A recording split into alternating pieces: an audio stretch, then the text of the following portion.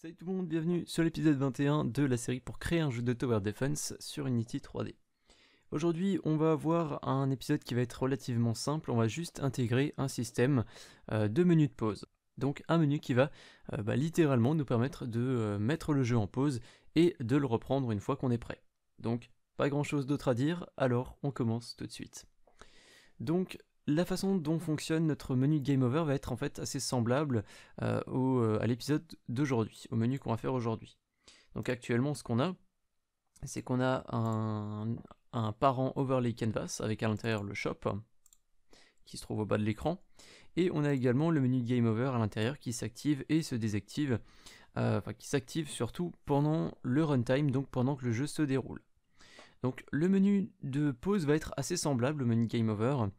On va directement recréer ce menu. On pourrait simplement dupliquer Game Over, mais il y a pas mal d'animations qui sont faites sur le Game Over et tout le monde n'a peut-être pas regardé ce fameux épisode de menu de Game Over. Donc on va partir sur de bonnes bases. On va faire un clic droit sur Overlay Canvas, UI, on va ajouter un panel qui va nous servir de fond. Au niveau de la couleur de ce panel, moi je vais reprendre la couleur du panel de Game Over. Donc je vais cliquer sur Game Over, je vais l'ouvrir, background, et ici, sur la droite vous avez la couleur. Je vais simplement faire un clic droit sur la couleur, copie. Je vais revenir sur le nouveau panel que j'ai ajouté, clic droit et paste. De cette manière, je récupère exactement la même couleur que j'avais sur le menu de Game Over. Sur ce panel, ce que vous pouvez également faire, c'est ici dans Source Image, vous pouvez sélectionner None, ce qui va nous permettre d'avoir une couleur légèrement différente, et surtout ça va nous permettre d'avoir les coins qui ne seront pas arrondis. Ensuite, on va ajouter un bouton. Pour ça, je vais me baser sur les mêmes boutons que le menu de Game Over. Alors je vais prendre le bouton de Main Menu, je vais faire CTRL-C pour le copier, je sélectionne Panel, je fais CTRL-V, je vais glisser Main Menu à l'intérieur de Panel, et je vais aller dans l'onglet Scène pour déplacer ce bouton. Ce bouton qu'on a copié, on va simplement aller dans l'inspecteur, on va sélectionner l'événement click, on va cliquer sur moins parce qu'on n'a pas envie que cet élément ait une action pour le moment, et on n'a surtout pas envie que l'action attribuée à ce bouton soit une action du menu de Game Over, sinon on va détruire tout le système de notre jeu. Et on peut également supprimer ici le Canvas Group qui ne nous sera pas utile pour le moment. Ce bouton, on va l'ouvrir, on va prendre le texte, je vais marquer Continue, donc simplement ça va être le bouton qui va nous permettre de continuer le jeu, donc qui va fermer le menu et qui va relancer en quelque sorte la partie qu'on avait mis en pause. Je vais sélectionner Main Menu, je vais tirer un peu sur ce bouton pour lui donner un peu plus de largeur, et je vais le mettre à peu près au milieu de l'écran, un petit peu au-dessus du centre, et en dessous on va ajouter le deuxième bouton, qui va être le bouton pour quitter. Ce bouton, on va pouvoir le renommer en Continue, pour qu'on puisse un peu s'y retrouver, et le panel, on va simplement le renommer en Pause Menu. Et ce que je viens de me dire, c'est plutôt que d'ajouter seulement deux boutons, un pour continuer et un pour quitter, on va ajouter trois boutons en tout. Un qui va nous permettre de continuer, donc de reprendre le jeu, un qui va nous permettre de recommencer le niveau, donc qui va nous permettre de rester sur le niveau mais de le remettre à zéro, ça évitera aux joueurs de quitter vers le menu principal puis de relancer le niveau, il pourra le faire directement depuis le menu pause. Et troisième bouton qui nous permettra de revenir au menu principal. Alors je vais resélectionner Continue, c'est vrai que je l'ai mis peut-être un peu grand, voilà, je vais mettre à peu près ça. Je vais faire un clic droit sur Pause Menu, je vais créer un empty. Cet empty, je vais lui donner la taille du bouton, donc simplement faites ça avec la souris. Vous l'alignez avec le bouton précédemment ajouté. Ensuite cet empty, on va le mettre un petit peu en bas. Voilà. On va le renommer en Two Buttons, donc deux boutons. Alors vous pouvez l'appeler comme vous voulez, c'est juste pour s'y retrouver. Cet élément, je vais lui ajouter un component horizontal layout group, ça va nous permettre d'aligner les deux boutons qui vont être ajoutés dans un instant. Ça nous évite de le faire à la main. Tout ce qu'il y a ici, on peut le laisser pour l'instant, on verra les paramètres plus tard.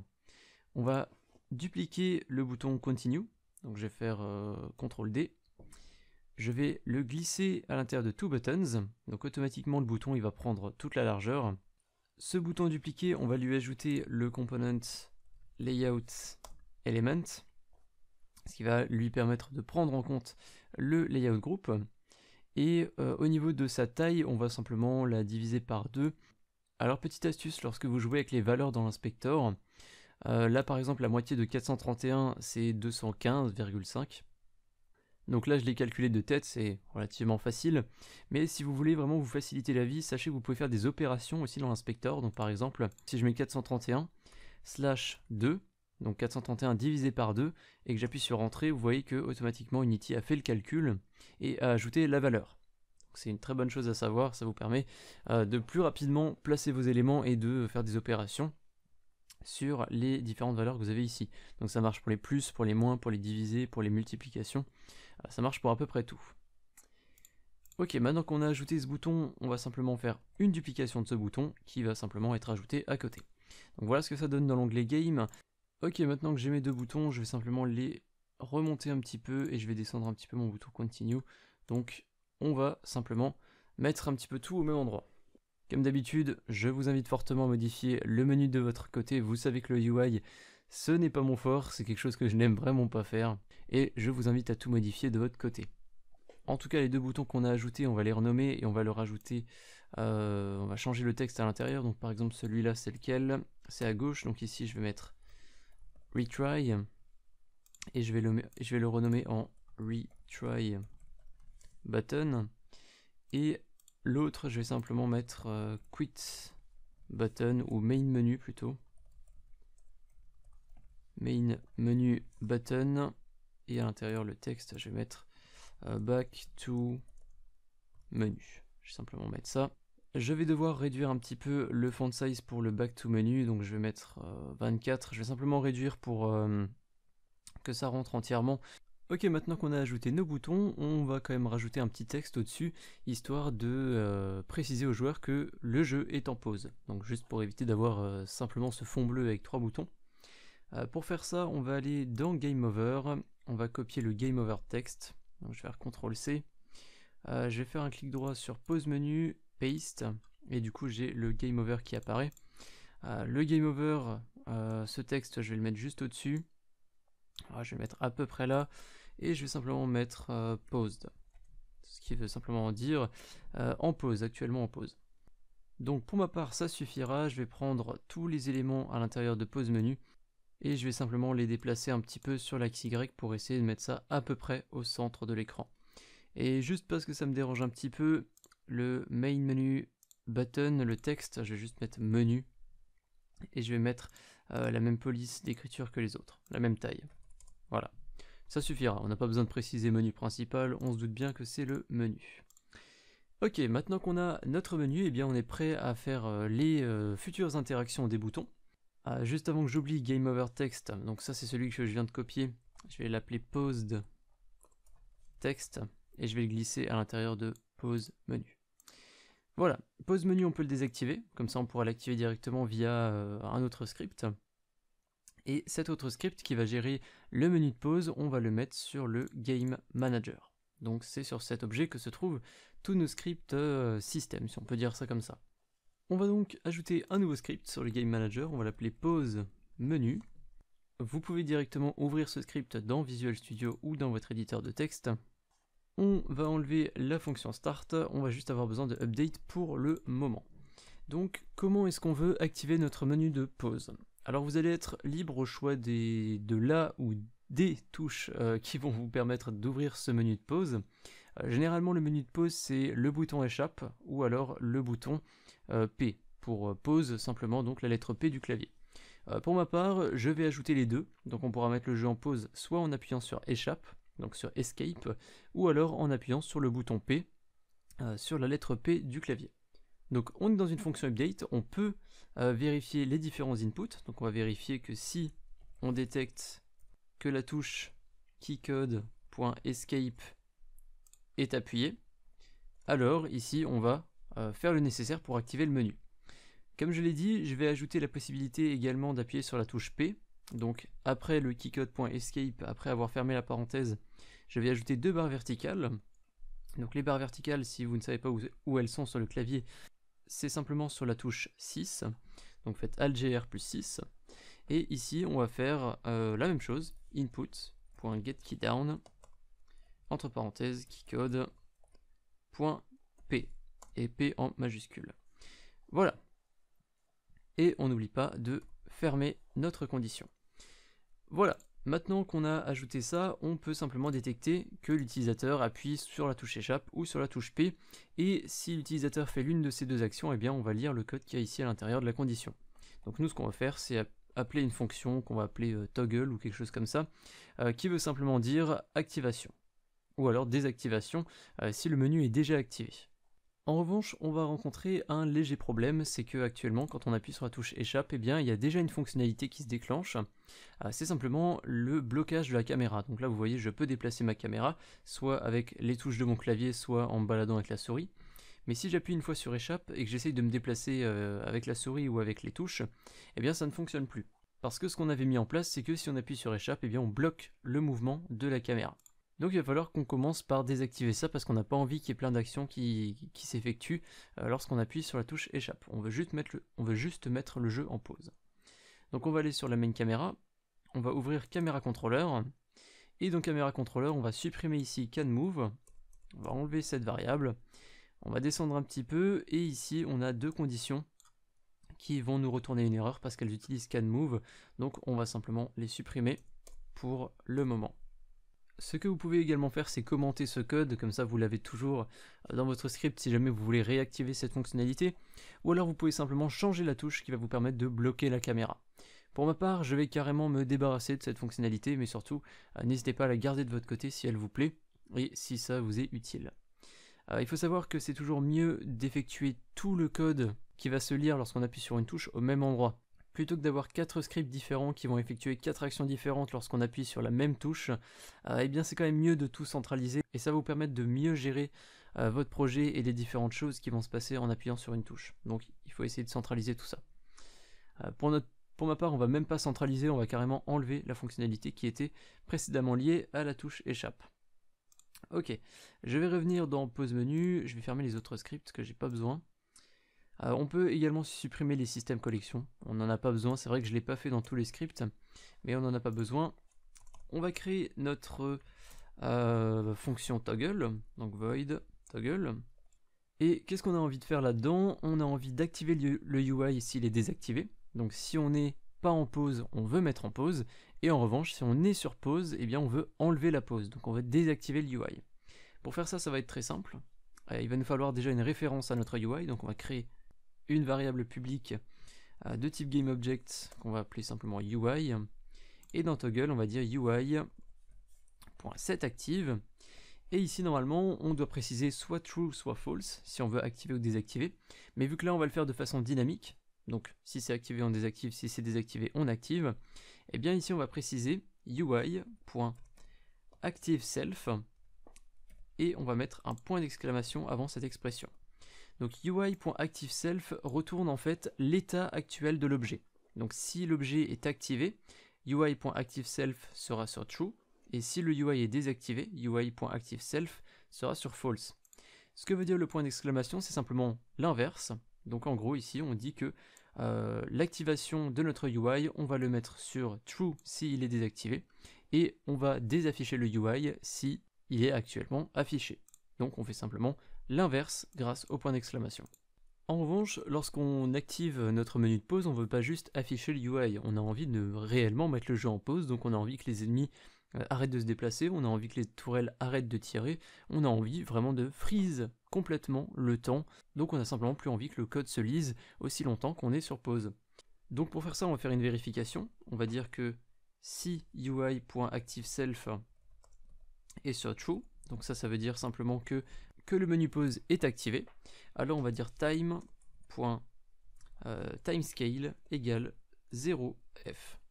Ce que va faire cette expression, c'est qu'elle va simplement faire en sorte que la vitesse à laquelle se déroule le jeu est de 0. Donc c'est comme si le jeu se déroulait entre guillemets à 0 km/h, donc on est vraiment en pause, plus rien ne va bouger.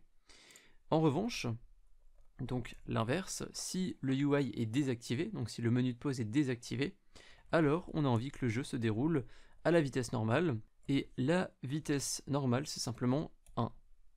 Donc en gros c'est comme si vous faites un accéléré sur une vidéo ou sur un programme télévisé, de base vous êtes en x1, donc c'est la vitesse normale. Si maintenant ici on mettait 2, eh bien le jeu se déroulerait 2 fois plus vite, si on mettait 3 fois plus vite, etc.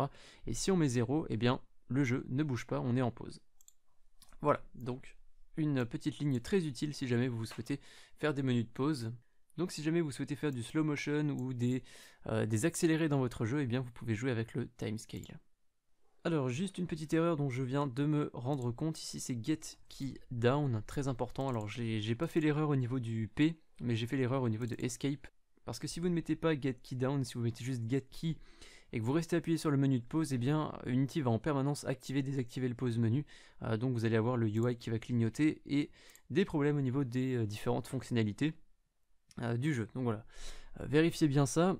On va pouvoir tester, donc vous allez simplement sur le Game Manager, ici on a le pause menu avec la variable UI qui est vide, il faut qu'on glisse notre UI, donc l'objet pause menu, tout le parent qui est dans Overlay Canvas, vous le glissez dedans, et on va pouvoir tester. Je vais appuyer sur Play, je vais attendre qu'un ennemi apparaisse, et je vais simplement activer mon menu de pause. Et ensuite vous allez voir que tous les éléments vont simplement être freeze dans le temps, donc là on voit mon ennemi, j'active le menu de pause, on voit que l'ennemi est toujours au même endroit, donc il ne se déplace plus.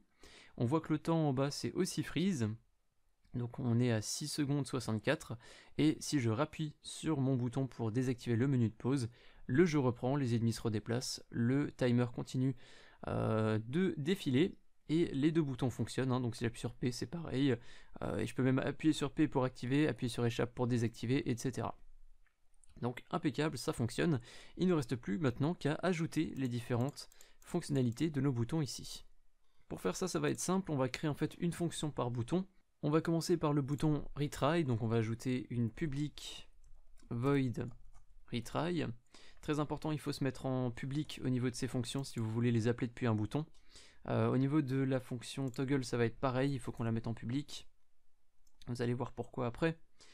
Donc dans retry, on va simplement recharger la scène, chose qu'on a déjà fait dans le menu de game over, donc vous savez normalement comment on fait. Je vais vous montrer ça.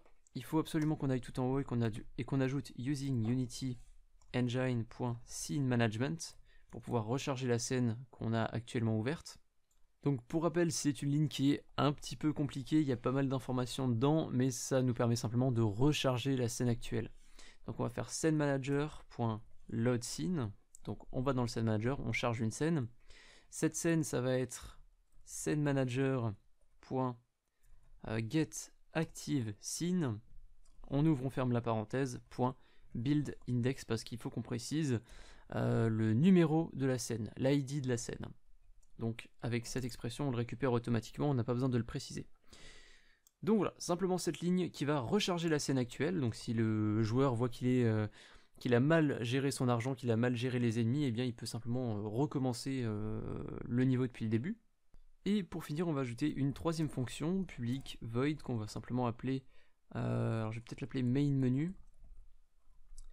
Et pour l'instant, on n'a pas encore de menu principal, on l'ajoutera probablement à la prochaine vidéo, donc en attendant d'avoir notre menu principal, on va juste ajouter un debug.log qui nous dit chargement du menu. On va sauvegarder ça, et il nous reste une petite chose à faire dans retry que j'ai failli oublier. Très important, c'est que retry, on l'appelle depuis le menu pause. Donc, au moment où on est dans le menu pause, le temps se déroule à une vitesse de 0. Ce qui se passe, c'est que là, on va recharger la scène, effectivement, mais on ne remet pas le temps à 1. C'est-à-dire qu'on ne va pas remettre la vitesse de déroulement normale de notre scène, donc la scène va redémarrer, mais il ne se passera rien. Les ennemis ne vont pas apparaître, le temps ne va pas défiler, donc il faut absolument ici qu'on remette le timescale à 1. Mais vu qu'on a créé une fonction qui va nous permettre en gros de remettre le temps à 1 et de désactiver le menu, et bien autant l'appeler. Donc avant d'appeler la ligne pour recharger la scène, on va activer toggle. Donc on va désactiver le menu, remettre le temps à 1 et ensuite on va charger la nouvelle scène. Et également on va pas ajouter une fonction pour le bouton continue, parce qu'on va juste dire que toggle va être appelé depuis le bouton continue. Donc le UI va se désactiver et le temps va reprendre sa vitesse normale. Donc en gros, qu'on appuie sur la touche échappe pour quitter le menu ou qu'on clique sur le bouton continue, eh bien il n'y a aucune différence. On peut sauvegarder ce script, on revient sur Unity. Il ne reste plus maintenant qu'à lier les différents boutons aux différentes fonctions. Donc on va ouvrir pause menu. Le bouton continue ici, on va ajouter un événement onClick. On va glisser Game Manager. On va aller dans pause menu, toggle. On va ouvrir two buttons. Le retry button, on va ajouter un élément onClick. on glisse Game Manager, on choisit pause menu, ici on est sur Retry, et Main Menu Button, on va appuyer sur plus, on glisse encore une fois le Game Manager, pause menu, et on met Main Menu, qui va simplement nous afficher un message dans la console pour le moment. On va essayer ça, je vais appuyer sur Play, j'appuie sur Échappe, le jeu est bien en pause, le temps ne défile plus, les ennemis n'apparaissent pas. Si je clique sur Continue, je reviens en jeu, donc le timer reprend là où il était, il ne redémarre pas. Les ennemis apparaissent, on peut le refaire, j'appuie sur Échappe, Continue, on voit que l'ennemi continue à se déplacer. Si je clique sur Retry, on voit que la scène a complètement été rechargée, donc le timer a été remis à 0. Le premier ennemi réapparaît maintenant, donc la fonction pour recharger la scène fonctionne très bien. Et dernière fonctionnalité, si j'appuie maintenant sur menu, on n'a pas de menu principal qui se charge vu qu'on n'en a pas encore créé un, mais on nous dit dans la console chargement du menu. Donc c'est impeccable, ça fonctionne. Ok, donc voilà pour notre menu de pause. Je pense qu'on a fait le tour pour cet épisode, donc forcément c'est un épisode qui est assez court, on a ajouté une fonctionnalité qui est assez simple. Juste avant de terminer, je vais ajouter une légère animation au moment de l'ouverture du menu, donc pour éviter que le menu pop d'un coup. Je vais juste ajouter un petit fondu, un petit fade-in, et on arrêtera l'épisode ici. Donc je vous ai déjà montré comment créer une animation pour un menu même, vu qu'on l'a fait pour le menu de mort, mais je vais quand même rapidement le faire avec vous. Donc dans Overlay Canvas, je vais sélectionner Pause Menu, je vais l'activer, je vais aller dans la fenêtre Animation. Si vous ne l'avez pas, vous pouvez aller dans Window, Animation, Animation, ou CTRL 6 pour l'ouvrir plus rapidement. Je vais sélectionner Pause Menu, je vais ajouter un Canvas Group, donc pour gérer facilement l'opacité de tous les éléments.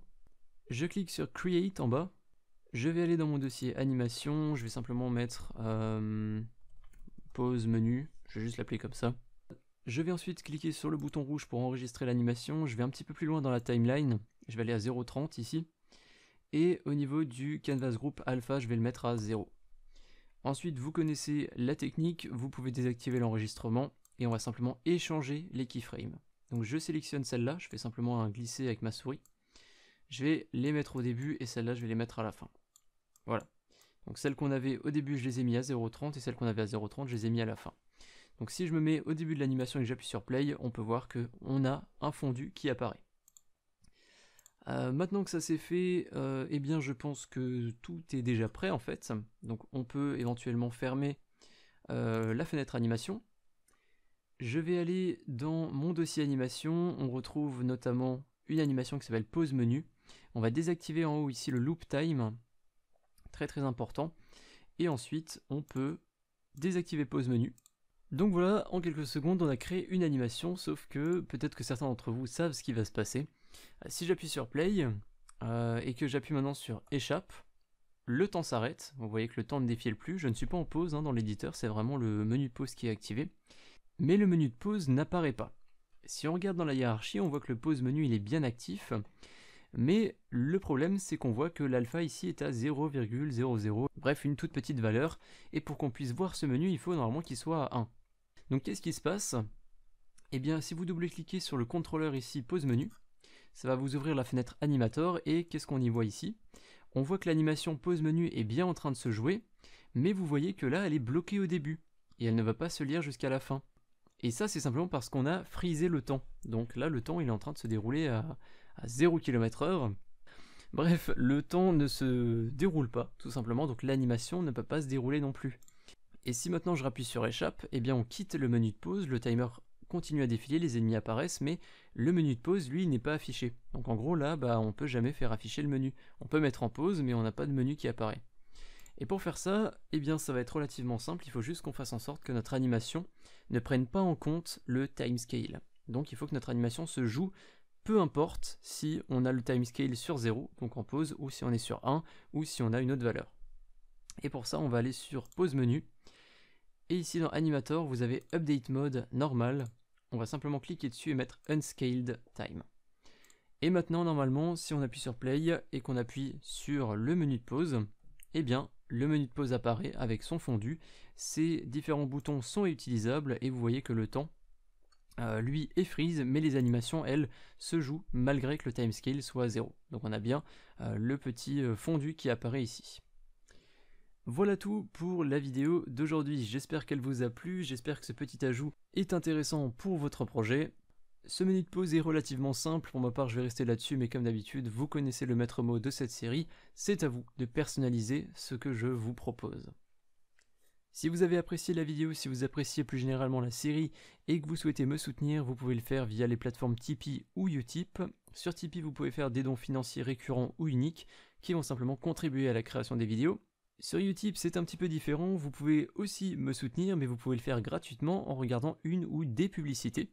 En regardant volontairement quelques secondes de publicité, vous allez générer quelques centimes qui me reviendront à moi, le créateur des tutoriels que vous connaissez. Utip est donc une excellente alternative si vous souhaitez me soutenir, mais que vous n'avez pas les moyens ou la possibilité d'effectuer un don. Pour plus d'informations, je vous invite à vous rendre sur la page Tipeee ou sur la page Utip, les deux liens sont en description. Avant de terminer la vidéo, un énorme merci aux tipeurs du mois dernier qui sont tous affichés à droite de l'écran, donc Pif le Chien 2000, Mathieu Dupont, Raphaël G, Vincent 19 Trisme Gist, Spyprog, Spock 2018 et Maxi Yoyo. Je vous dis donc à très bientôt pour le prochain épisode de la série dans lequel on ajoutera le menu principal. Salut!